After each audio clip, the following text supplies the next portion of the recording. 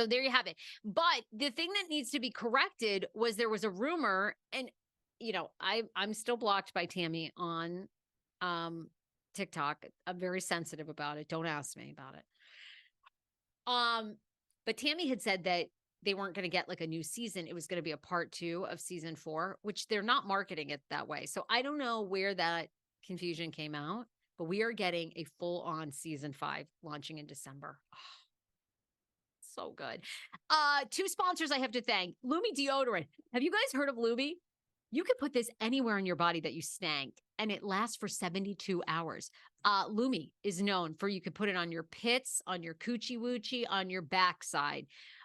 Just throw it in your purse and keep Lumi with you everywhere you go. Now, the best part about Lumi is it's aluminum free, natural, 100% organic, fragrance free. I've been using their starter pack for your pits, privates, and beyond in toasted coconut. Very nice, easy smell. pH balanced for safe use below the belt, so you don't have to worry about that, because I'm sure if you're like me, I was like, God, is it safe to put deodorant on your coochie woochie? But they say it's pH balanced, and it locks out odor for 72 hours. Lumi's starter pack, you're getting $5 off as a special for the Sarah Fraser Show customers. With the exclusive code TSFS. And for a limited time, returning customers can get $5 off their next purchase of $30 or more too. Use code TSFS at lumideodorant.com. That's LUMEDEODORANT.com. Thank you, Lumi, for making this holiday season a whole lot better. And OneSkin is, I was just introduced to this company. Amazing skincare products. OneSkin.co. Use the promo code TSFS. You guys have been asking me to get a skincare company on that's affordable and that actually works. That's how I found OneSkin. OneSkin's technology and scientists don't just do topical products. They do products that go below the surface, that get to the molecular cells and actually help with anti-aging. Now, if you don't believe me, go and read the reviews. The best part is that 82% of clients who tried OneSkin noticed a diminished appearance in wrinkles within 30 to 60 days of using it. You're getting 15% off right now. I've been using OneSkin's cleanser and their eye cream. OneSkin is the world's first longevity company. OneSkin addresses skin health at the molecular level, targeting the root cause of aging so skin feels and appears younger. It's time to get started with your new face, eye, and body routine at a discounted rate today. Get 15% off with code TSFS at oneskin.co. That's 15% off at oneskin.co with the code TSFS. We only have one body, one skin, and only you can choose to make it better and age healthy with OneSkin.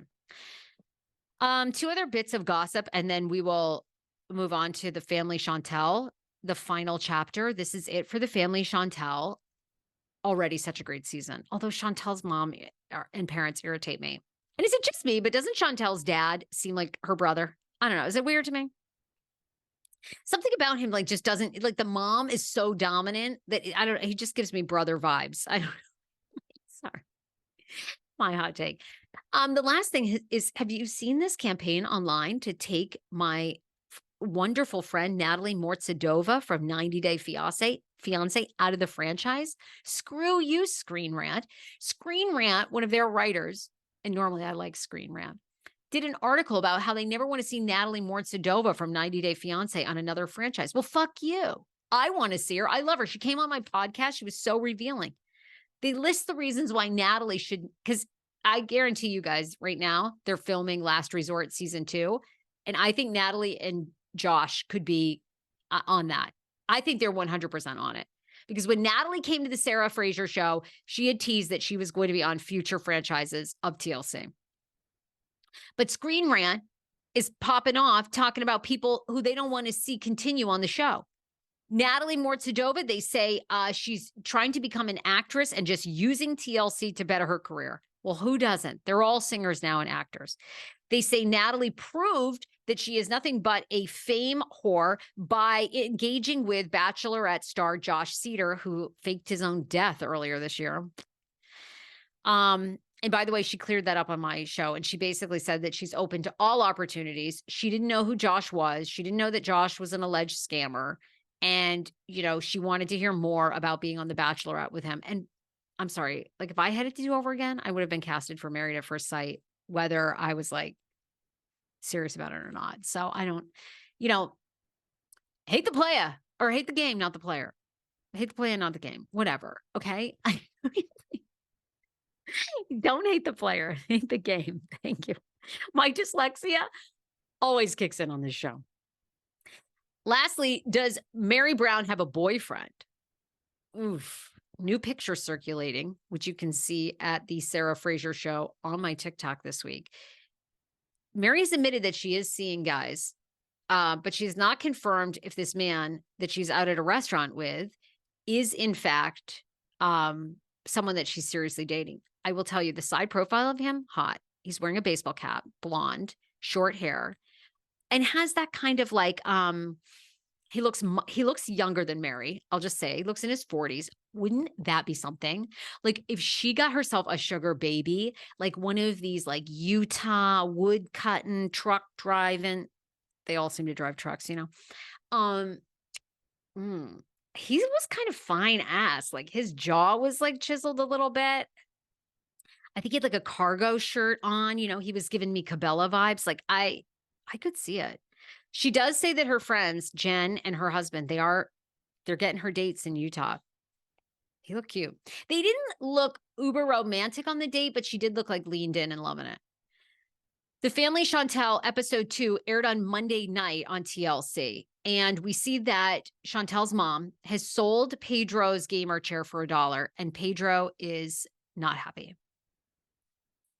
Now I'm watching The Family Chantel for a couple reasons. There's apparently going to be an epic fight between Scott, you know, who's been dating Pedro's mom on and off, and Pedro. They get into a huge fight. So Scott and Pedro's mom don't, okay? It's Scott and Pedro.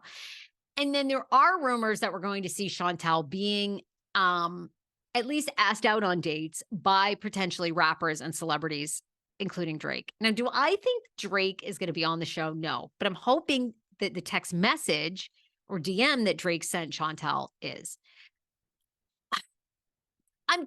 Look, I loved The Family Chantel last season. I loved like seeing Winter's transformation, seeing her go down to Mexico, get the bariatric surgery. But I will say that it is like, I find this show a little hard to watch because I do find both Pedro's mom and Chantel's mom overwhelming. They're overwhelming to watch. They all hate each other so much, and it's so toxic that it's like a little bit of where we're at with Sister Wives, where we're saying the same things over and over. The family's broken, it's torn, and you know, there's nothing that amicable happening. Now, I know the first couple of episodes are setting the scene of Chantel and Pedro. They're clearing the air, right? So between episode 1 and 2, we learned that the rumor, because Pedro had come forward and said that Chantel had withdrawn over $100,000 from their mutual bank accounts when they decided to separate. We know that's true. And even though Chantel doesn't say it on episode 1 and 2, obviously her lawyer told her, like, you can't do that. You know, in the state of Georgia, probably like most states, you're probably dividing your assets. You can't move money. So Chantel had to admit that she did take the money, which she says she was paying for the house bills and some of her attorney fees. Pedro says that she was using that money to try and get a lawyer to deport him. And this is what I do find fascinating about The Family Chantel. Like, obviously Pedro's mom's annoying, Chantel's mom's annoying, but it is hard to really figure out, right? If Pedro does seem so over Chantel, but it's hard to figure out, like, is Chantel really whiny and kind of like spoiled and a brat? Or is like Pedro, or is Pedro just such an asshole and used her? I actually have a hard time figuring it out. Does anybody know the answer? I'm very, very curious. But this season looks really good. Chantel's mom has sold his gamer chair, which he absolutely loved, for $1. And Pedro does appear to be more upset about that than he is about their actual divorce. Pedro goes back to the Dominican Republic. He wants to talk to his family about Chantel, moving on with his life, who he should date next. his mom and sister clearly have thoughts on who he should date and who he shouldn't date. And then Pedro's mom herself has said that she's looking for an American man. She does not want to date Dominican guys because they are known to cheat. And a lot of people are coming for her, basically saying that, she's like her son. She's a scammer as well. I mean, is that like, I don't know. I don't find that so bad. Like, she knows what she wants. And I don't know. Are Dominican men cheaters for the most part? I mean, can you blame her if they are, or if she's mostly been cheated on by Dominican guys? Like, I get it. I didn't think that was so awful, but so many people came for her.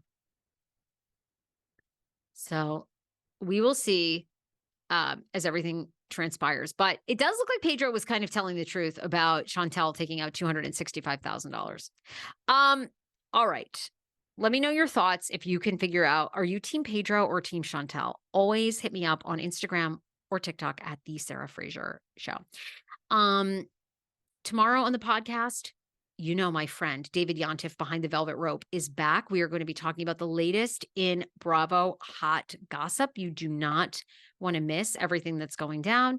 And also join my Reddit. So reddit.com/r/the Sarah Fraser Show. And I always add on Wednesdays my Sister Wives recap from Monday. So if you missed it, Sister Wives season 18, episode 13, The Elephant in the Room. Here are all my thoughts right now on TSFS. Bye, everybody.